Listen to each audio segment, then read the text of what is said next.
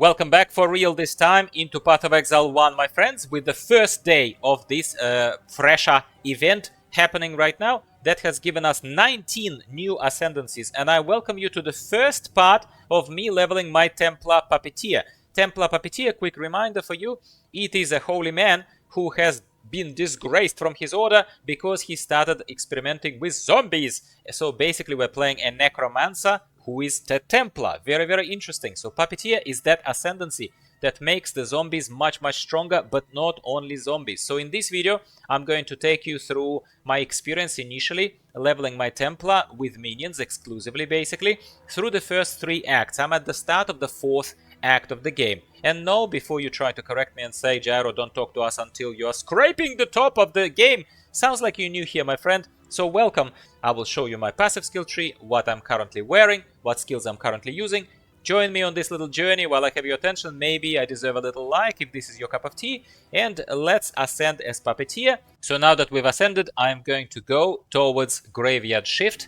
Raising zombie will not require corpse. This is fantastic. Even without using special skill called Desecrate, we can also have access to resummoning of our zombies on boss fights, which is fantastic because minions often die during those fights.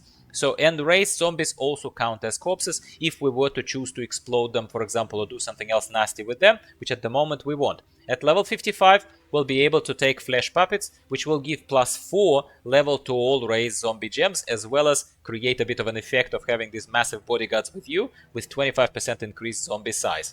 I mean, that's just cosmetics, but +4 level to zombie gems is crazy awesome for free to get that.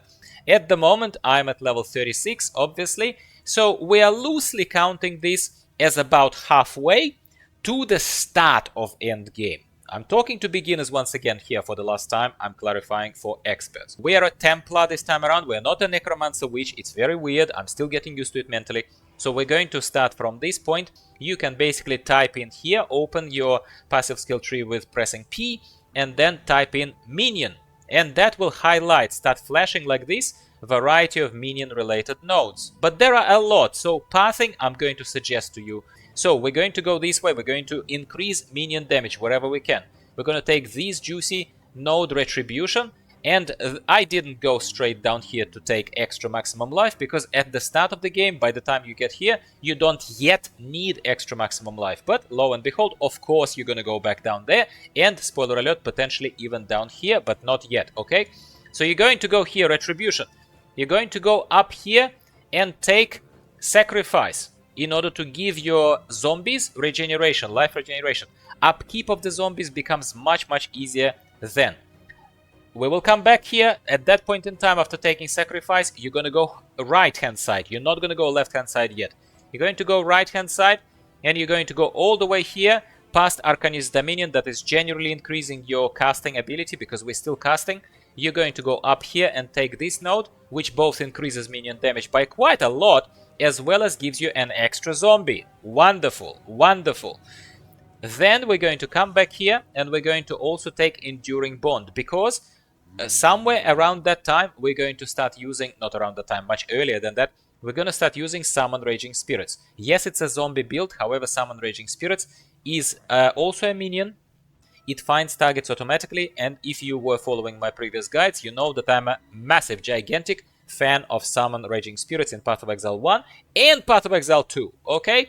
So here, we are increasing minion duration, which is great for Summon Raging Spirits, as well as, take a look at this, minions will deal as much as 30% of extra damage if we have used a minion skill recently, which basically means that your zombies are gonna start hitting 30%, 1/3 harder if you continue casting Summon Raging Spirits, because it's a minion skill.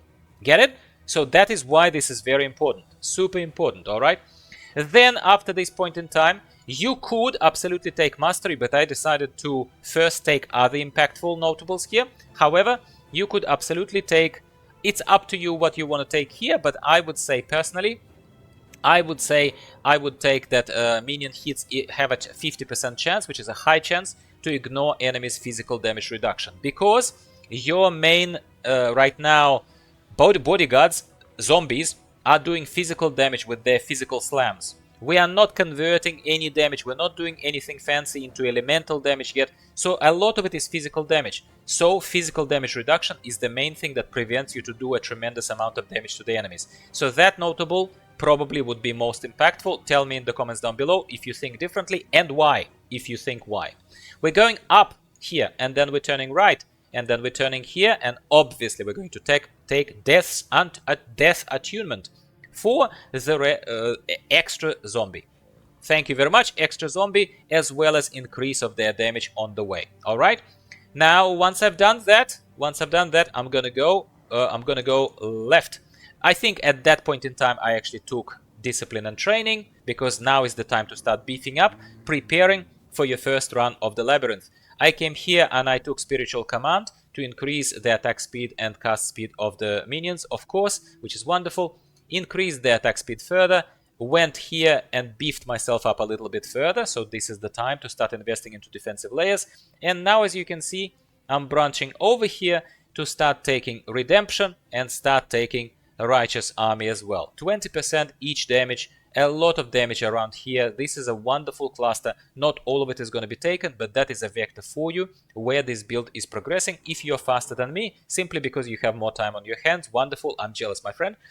We are absolutely going to be taking extra life nodes, not this one. We're going to be taking extra life nodes to make sure that we are a bit beefier. We're going to do a lot of other wonderful things with these minions, but as you can see, this is the start of the build as it stands now, and as opposed to how we normally do things, we started with Ascendancy. You already saw how we ascended. All right. Now, further on, my friends, what are we using here for skills and for gear? Please brace yourselves. This is a very, very build in progress. Super dirty form, all right? So, don't judge me very, very hard. All right. So, I'm using, obviously, Raise Zombie. Raise Zombie is still even in a gray/white shield. I haven't even invested yet into the gear. So, lo and behold, that's what you can do better, and I will do it better.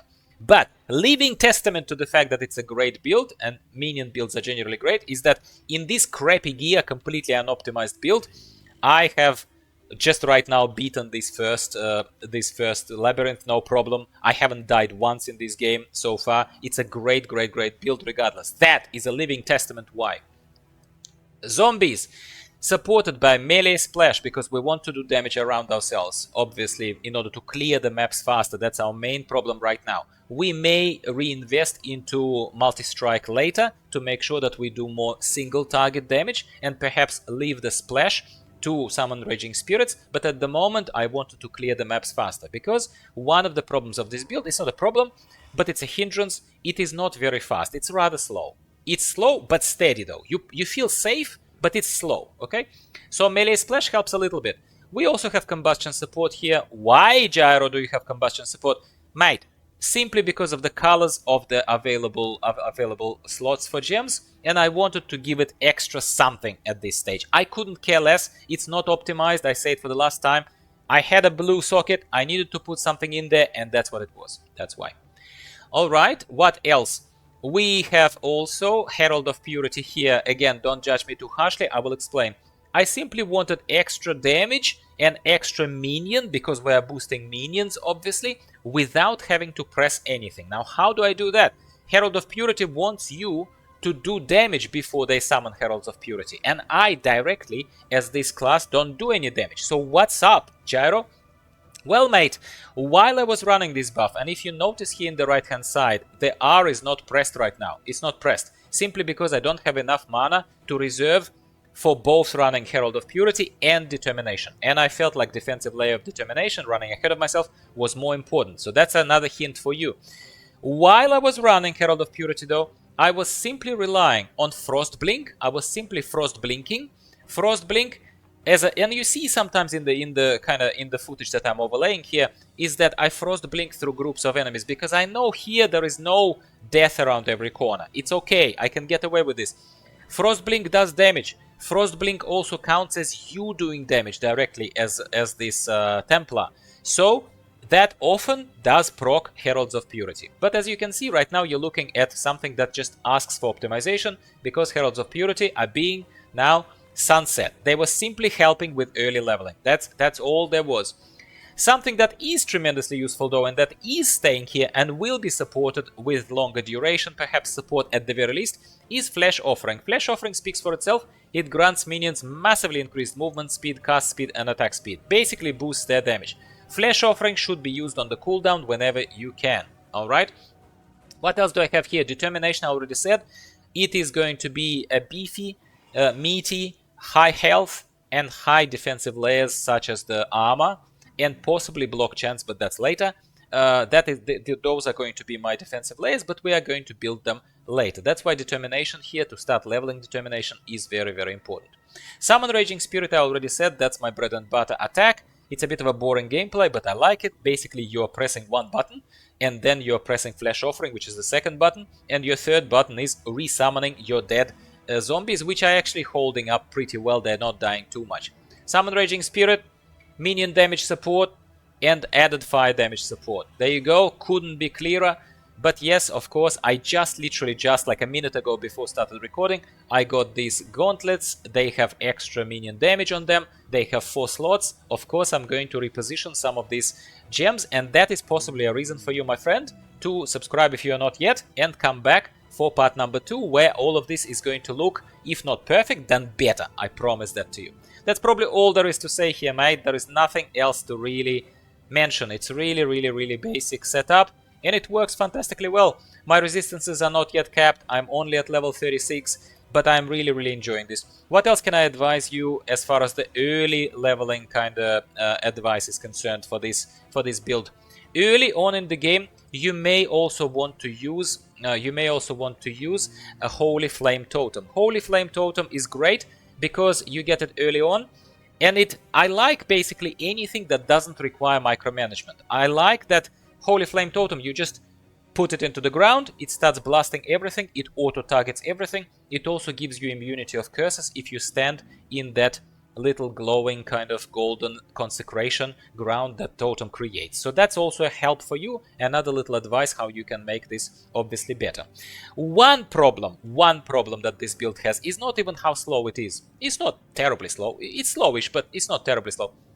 It's mana, because some of it is reserved, regeneration is bad, gearing is bad, and basically you are out of mana very often. You will be pressing your mana flask all the time. So get used to it, especially early on. Don't get frustrated about this. How can you beat it early on? I will even tell you how. Go to Path of Exile trade and try and look for Praxis Ring. Early in the league, early in the event in this particular case, if economy reset, and right now league has not reset, so Praxis Rings are probably still available from just settlers of Kalgur League. I haven't checked. But basically, if you don't want to be out of mana all the time, go and buy Praxis Ring for like 1 or 2 Chaos Orbs, whatever much it costs. Even I, at this early stage of the game, even I already have a couple of Chaos Orbs at level 36. So it's not like it's a problem. Like, I have 2 Chaos Orbs right now. So you could go to trade, find Praxis Ring, and it basically, I'm not going to guarantee that you will have 0 problems with mana, but that is a very nice, not even cheaty, it's a legalized cheat way for you to become much better on your mana consumption. And that's it, my friends. It's a start of Puppeteer. It feels at this stage like a Necromancer play of your Witch. That's how it feels. But I do think that Ascendancies are fun. I do think that having massively increased, not even the size, but the power of zombies by having extra 4 levels to your zombie gem, man, oh man, that's awesome. If you're also going to develop yourself a little bit around strength stacking and doubling down on the physical damage and physical damage ignoring a physical damage reduction that your zombies could do, if you also implement somehow the chances to do double damage and other kind of things for your zombies, I think it could be a fun gameplay. That's what I think. I'm planning to at least reach in the end game with this build before I switch to other builds. In case, once again, you're new here, first of all, thank you for watching the whole video throughout. If you haven't given it a like yet and you think that you enjoy this, please stick around. More videos like this are constantly coming from me. And just again, for you newbies, I will once again say, I don't go deep into the end game. It's boring for me. I don't. I go maybe up to maps tier 5, tier 6, something like that. I never go too deep. It's not how I play. I play broad as opposed to play deep, so to speak. So I would rather give you more fun builds, more tests of fun builds, especially with 19 new Ascendancies, mate. I'm sure you would agree. We want to go broad rather than spending all the time on one character. So I am going to reach endgame on this character. I probably will make deviations in between, roll another art, try Shadow, for example. Servant of Arakali is very interesting for me, the one that summons spiders and poisons everything. But that's my plan. That's the vector or direction of the build that it takes. I really truly hope that you've enjoyed this for what it's worth. Stick around, subscribe to the channel, like this video, and I'll talk to you next time, probably about the second part of leveling of this Templar Puppeteer. Goodbye for now.